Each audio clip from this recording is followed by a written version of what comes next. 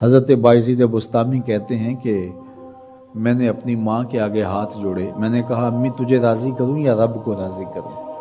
تو اپنے حق مجھے معاف کر دے، اللہ کو میں راضی کر لیتا ہوں۔ ماں نے کہا جاؤ پتر میں اجازت دیتی ہوں۔ گئے جنگلوں میں ذکر و فکر میں لگے رہے، تنہائی میں اس کو یاد کرتے رہے، دن رات ذکر کے چراغ روشن رکھے۔ 12 سال گزر گئے حق کی تلاش میں۔ ایک دن واپس بستام کے قریب سے گزر رہے تھے، خیال آیا چلتے چلتے ماں کو سلام کر جاؤں۔ دروازے کو دستک دینے لگے تو اس خیال نے ہاتھ روک لیا کہ ساری زندگی ماں کو سکھ تو دیا کوئی نہیں، اب دکھ بھی کیوں دینے لگے؟ رات کا ایک پہر بیت گیا ہے، سردیوں کی لمبی رات ہے، ماں بستر میں لیٹی ہوگی، تیرے لیے اٹھے گی، دروازہ کھولے گی۔ دروازے کے ساتھ ہی لگ کے بیٹھ گئے اور ساری رات کاٹ دی، اس خیال سے کہ ماں کو تکلیف نہ ہو۔ جب سحری کا وقت ہوا تو اندر سے جو نالی آتی تھی اس نالی سے پانی آیا، سمجھ گئے میری ماں تہجد کے لیے اٹھی ہے اور وضو کا پانی ہے، تو فوراً دروازے پہ دستک دی۔ اندر سے آواز آئی بیٹا باعزید میں ابھی آئی۔ مائیں بیٹوں کے دستک کے انداز سے جان لیتی ہیں یہ کس بیٹے کے ہاتھوں کا لمس ہے۔ 12 سال کے بعد آئے، دستک دی، کہا بیٹا باعزید میں ابھی آئی۔ ماں کی تو نگاہیں ہی دروازے پہ رہتی ہیں۔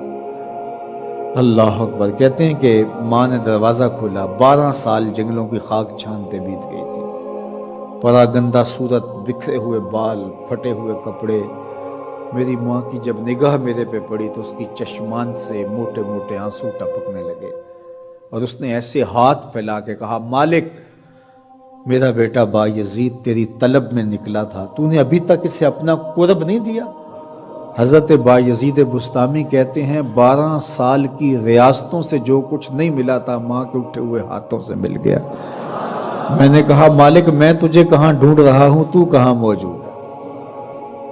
تو ماں باپ کی رضا اللہ کی رضا کا دروازہ کھولتی ہے۔ جن لوگوں کے ماں باپ ناراض ہیں اور وہ جا کے پیر صاحب کی خدمت کرتے ہیں اور میاں ماں کے قدم چومو، باپ کی ٹانگیں دباؤ، ان کی خدمت کرو، تمہارے پہلے مرشد وہ ہیں، ان کو راضی کرو، پھر کسی شیخ کامل کی صحبت میں آنا، دیکھو کیسے دل کی بند کھڑکیاں کھلتی ہیں۔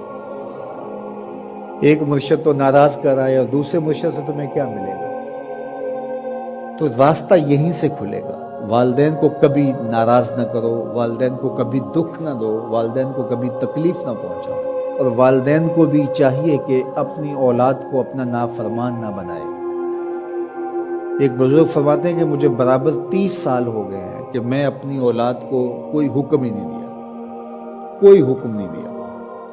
کوئی چیز مجھے چاہیے بھی ہوتی ہے تو میں بصیغہ امر نہیں کہتا، بلکہ ایسے ہی بات کرتا ہوں۔ پانی چاہیے تو یہ نہیں کہتا بیٹا پانی لے کر آؤ، میں ویسے ہی کہتا ہوں پیاس لگی ہوئی ہے، تو اگر وہ سمجھ جائے اور وہ خود لے آئے تو اچھی بات ہے، لیکن اگر وہ نہ لائے تو میں نے اس کو حکم ہی نہیں دیا، امر ہی نہیں کیا، تو اس امر کی مخالفت ہی لازم نہیں آئے گی۔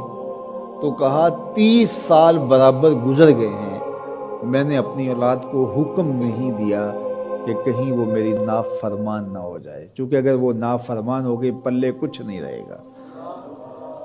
جو اولاد ماں باپ کی نافرمان ہوتی ہے وہ ہوا میں بھی اڑیں، وہ چرخ پہ بھی جھولیں، وہ زمین پہ گرنے والی ہوتی ہیں، کبھی کامیاب نہیں ہو سکتی وہ اولادیں جو ماں باپ کی گستاخ، بے ادب اور نافرمان ہوتی ہیں۔ وہی اولادیں سرخرو، کامیاب اور کامگار اور بامراد ہوتی ہیں جو ماں باپ کی خدمت کرتی ہیں، ماں باپ کی دعائیں لیتی ہیں۔ وہ ایک بچہ ماں باپ کے پاؤں دبا رہا تھا، تو ایک بچہ ایک بر اعظم میں، دوسرا دوسرے بر اعظم میں، تیسرا تیسرے بر اعظم میں بڑے بڑے کاروبار کر رہا تھا۔ تو کوئی اس کا دوست ملنے آیا، اس نے کہا کہ اس نکمے کو بھی کہیں بھیج دو، فلاں جو ہے وہ یورپ میں ہے، فلاں امریکہ میں ہے، وہاں اتنی بڑی کمپنی اس نے کھولی ہوئی ہے، اس نکمے کو یہاں بٹھایا، اس کو بھیج دو، یہ تو نکمہ کسی کام کا نہیں۔ کہا یہ نکمہ ہی تو میرے کام آ رہا ہے۔